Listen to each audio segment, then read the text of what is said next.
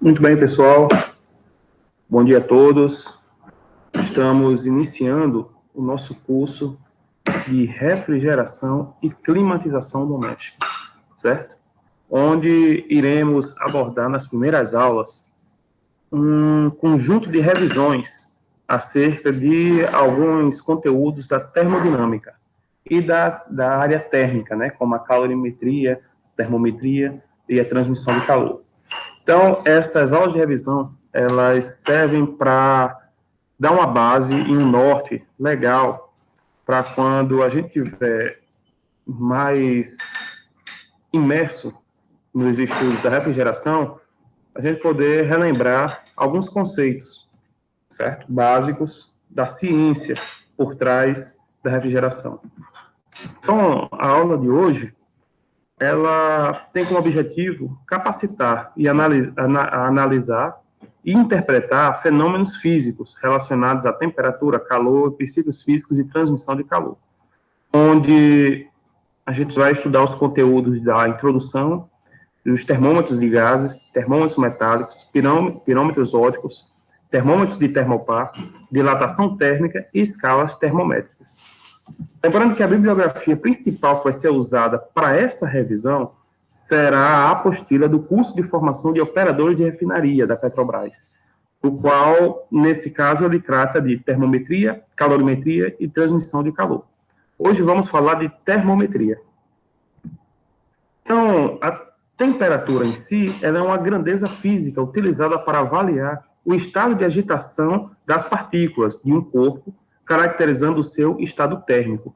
Importante a gente ter essa definição de temperatura para a gente não estar se atrapalhando no conceito de calor, certo? Calor é o grau de agitação molecular, é a energia liberada devido à cinética molecular, presente no microcosmo, né,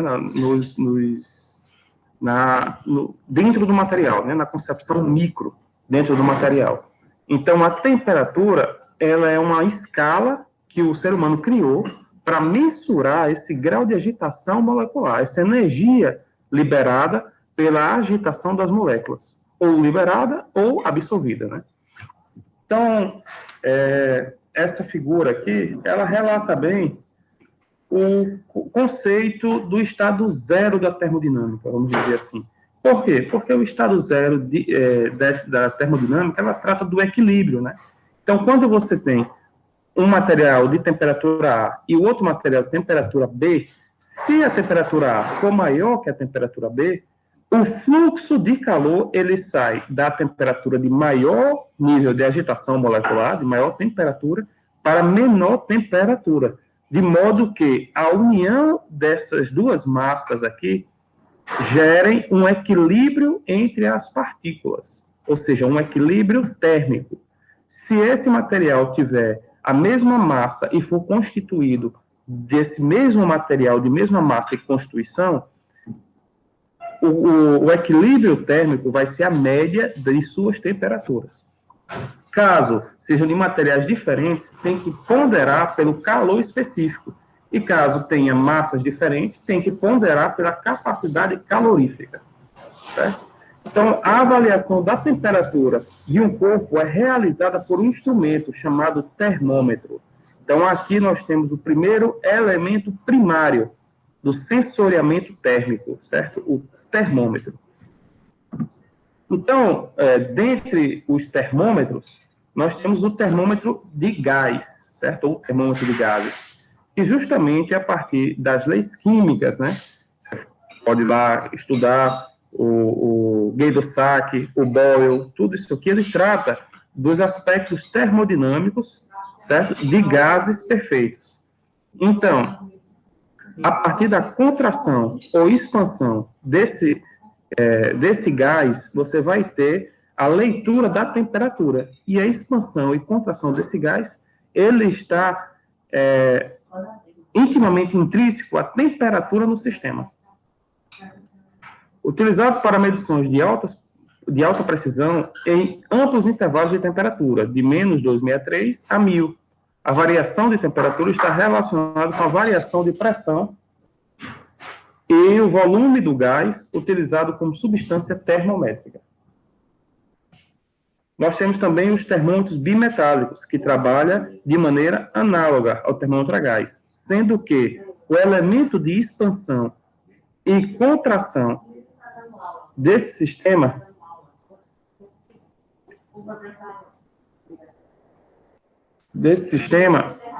é justamente dado pela variação de temperatura que varia a expansão e contração desse metal. Tá certo. Sim, senhor. Estou indo. Então, o aquecimento faz com que a espiral bimetálica curve-se, isso aqui é uma mola, movendo o ponteiro e, dessa forma, indicando o valor da temperatura. São utilizados devido à facilidade e rapidez de leitura em situações de monitoramento da temperatura. Aqui nós temos outro termômetro metálico. Nesse caso aqui, ele está relacionado, certo? Com um termômetro de resistência e também pode estar relacionado com até o termopar, que a gente vai ver um pouco lá na frente, certo? Essa figura aqui, ele mostra um termômetro, no qual a variação da resistência dele aqui, certo? Dado esse potenciômetro, varia a corrente. E com a variação da corrente, a gente tem a medida da temperatura, ou seja, uma medida indireta da temperatura, certo? Então, são empregados na obtenção de temperaturas muito elevadas e baseia-se na medida de energia irradiada. Pronto, esse caso aqui nós temos um pirômetro, certo? Um pirômetro óptico, que ele é mensurado a partir da energia irradiada, certo? Ao qual depende da temperatura. A vantagem de seu uso está em permitir a medida de temperatura sem o contato com o objeto. Então, ele utiliza da radiação, que é uma forma de transmissão de calor, para determinar, a partir da variação de sua resistência, a corrente e, consequentemente, por medição indireta, a temperatura do sistema. E também a gente pode utilizar um termômetro de resistência, mas aí a gente vai ter que ter o contato. Aqui nós temos o termopar, baseado na medida da voltagem existente nas junções de fios metálicos, ou ligas de naturezas diferentes, ao qual depende das temperaturas das junções. Devido à grande sensibilidade e às condições de uso muito práticas, são os termômetros mais utilizados para registro contínuo e controle de temperatura.